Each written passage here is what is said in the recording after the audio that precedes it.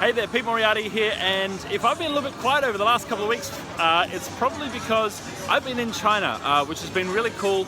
I've been traveling around, but I wanted to answer a question for you, which is, how can I use Google services in China? And I'm going to find a quiet spot and answer that one for you.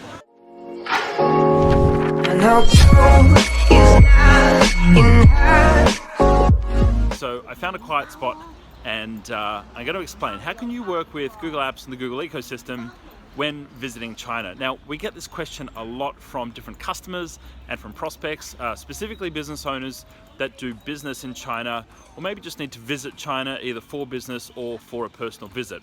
Now, the challenge is, if you don't already know, that most Google services are actually blocked in China.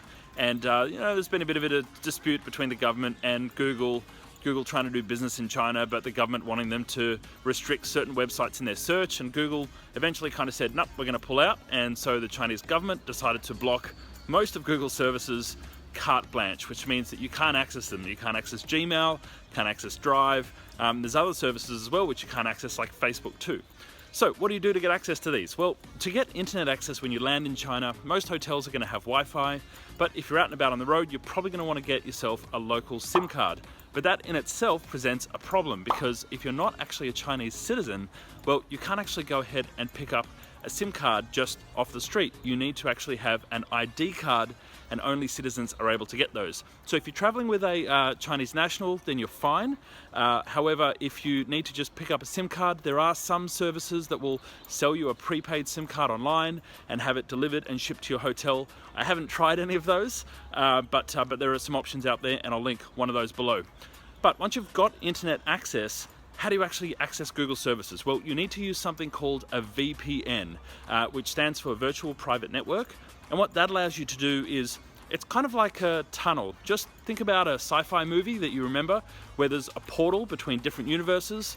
Well, when you're here in China, no matter what internet connection you're using, you can actually portal right back to another country, Australia or Japan or somewhere else, or the United States, and portal your internet connection, portal your device, whether it's your phone, whether it's your computer, to that other country, and then use that country's internet connection to access the services in a place that they're not blocked.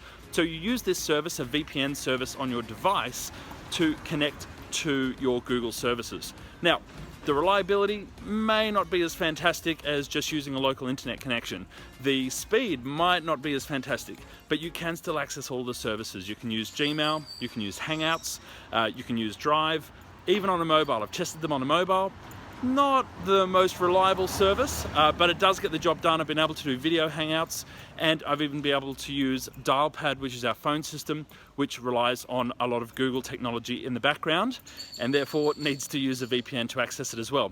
So there you go. I've got a recommendation on what VPN you can use. It's called ExpressVPN, and at the time of testing, it was about $12 US for a month of access, and you can use it on up to 3 devices at the same time, which is pretty useful. So you just go to expressvpn.com, sign up, put in your credit card, little app that you download to your computer, and you download it to your phone as well, get it all set up and installed. I'd probably recommend you test it before you leave your home country, because it can be difficult to set up bits and pieces when you're here in China.